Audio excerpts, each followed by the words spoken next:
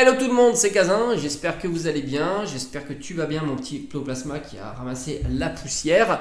On va faire un petit état des lieux, voilà, on reprend le fil de... J'aime bien vous proposer cette série de vidéos. Un Pokémon dans une série et on va parler de Arceus dans Star Étincelante. Et il a du vécu, un petit booster quand même. Il a été plié, c'est des choses qui arrivent évidemment. Peut-être que je l'ai eu même comme ça, c'est pas impossible, quoique... Ça, à tous les coups, c'est moi, je suis assez négligent. Alors, Star Étincelante, magnifique série, mais je pense qu'on le sait tous, évidemment. Mais on aurait pu parler de Dracofeu, mais j'avais envie de m'attarder sur Arceus, qui est un Pokémon que j'aime beaucoup. Je trouve qu'il est très très sympa. Et j'ai quelques illustrations en tête, un petit peu atypiques, et surtout des formats de cartes un petit peu atypiques, comme la Arceus Brillant, ou encore celle en carte prisme, voilà, de soleil et lune. Ça, j'aime beaucoup ce format de carte. Alors, Arceus est décliné dans toutes les raretés, et ça, c'est plutôt sympa. On la trouve de la simple V jusqu'à la carte alternative. Donc là, on fait vraiment le grand écart. Et on s'aperçoit que Arceus, en ce moment, est ultra bon marché. On est sur un Pokémon populaire, sur une série populaire, et pourtant, les cartes sont plutôt basse en termes de prix, et même sur des formats dont le taux de drop est le plus difficile et dont la demande est la plus forte, à savoir l'alternative. On va compenser par la simple V que tu trouves à un prix ultra standard. J'ai envie de te dire, c'est le prix vide-grenier, c'est le prix standard, c'est tout simplement 2 €. Donc qui dit prix standard, bon c'est plutôt sympa. On continue avec sa variante V-Star, pas très populaire les V-Star, un petit peu comme les V-Max. Je ne sais pas pourquoi, mais c'est vrai que ces formats-là n'ont pas vraiment performé. Je crois que c'est d'ailleurs la première apparition des V-Star avec Star Étincelante. Il me semble, de mémoire, c'était ça. Et par conséquent, format peu demandé, Pokémon qui semble pas intéressé, on est à 4 €. Masterclass aussi pour une V-Star. J'ai envie de te dire, les V-Star en règle générale, si tu veux une fourchette, un Pokémon pas populaire, je pense que tu peux en trouver à 1-2 €.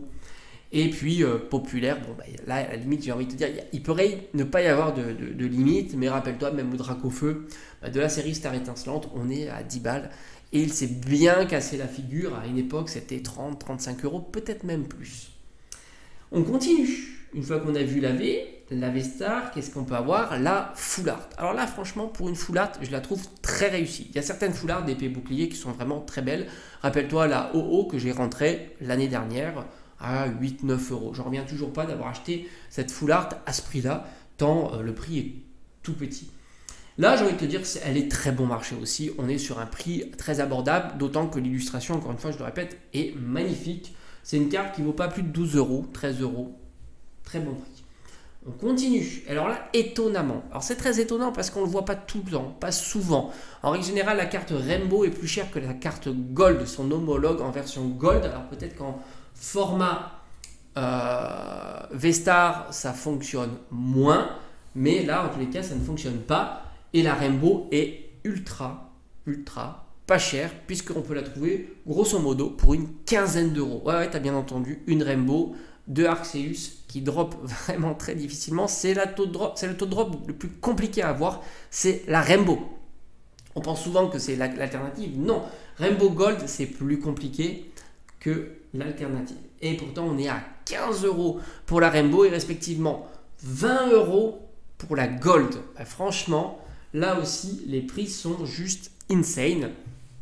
Rappelle-toi, on avait vu le Dracofeu Gold qui était plus cher, on avait vu le le Serpenteau qui était plus cher aussi en version Gold. Donc c'est assez intéressant de voir ça. C'est ça qui est cool en se tenant un petit peu comme ça au courant. On voit un petit peu les patterns se faire. Et enfin, j'ai envie de te dire, c'est le format qui plaît. Et là, étonnamment, c'est fou quand même. Arceus alternative, c'est 50 €. Et ouais. C'est fou parce qu'on est sur, en gros, grosso modo, on est sur un prix, je dirais même pas fort pour une TG Alt populaire. Tu prends une TG Alt populaire, Pikachu par exemple, ou Rayquaza. Alors oui, c'est de la VMAX. On est sur des prix qui sont plus hauts que 50 €. Sinon, on doit être sur du type 50 €. Je pense que maintenant, on doit être sur du Staros ou quelque chose comme ça avec Ondine, Karchakroc Cynthia, peut-être même Pikachu, quoique il serait peut-être plus cher en simple V. Mais c'est assez fou. Arceus Alt 50 euros.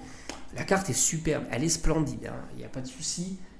C'est vraiment top, mais bon, c'est comme ça, hein. Le marché de la carte n'est pas lisible, hein, pas toujours lisible en tous les cas. Sur certaines cartes, c'est lisible tant c'est bas, donc tu t'imagines que ça ne peut que monter, hein. Je t'avais fait comme ça quelques vidéos en te disant, ouais, quand même, c'est plutôt bas, hein. Ce genre de carte ou de format, bah là, c'est vrai que je la trouve très abordable, c'est vraiment sympa.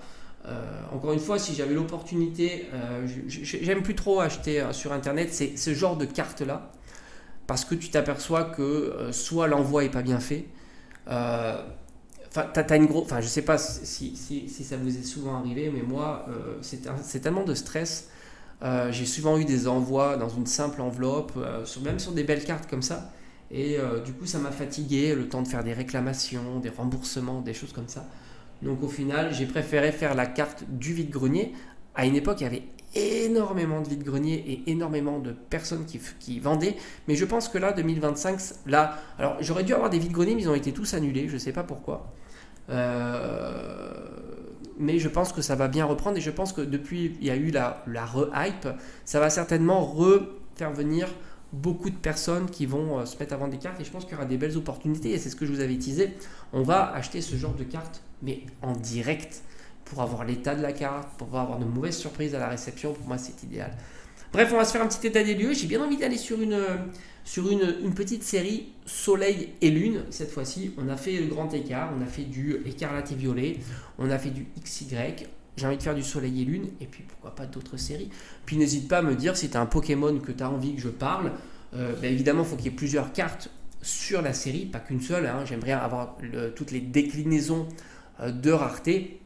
Et je te manquerai pas de produire la vidéo, évidemment. Moi, j'aime bien faire un petit état des lieux, puis ça me permet, tu vois, d'enregistrer un petit peu toutes ces informations pour être calé, hein, ne serait-ce en vide-grenier. J'aime pas sortir mon téléphone, essayer de chercher la cote de la carte. Franchement, c'est un truc que j'aime pas faire. Donc je préfère avoir moi-même mes prix en tête et me dire, ah ben c'est cool ou pas. Allez, à bientôt.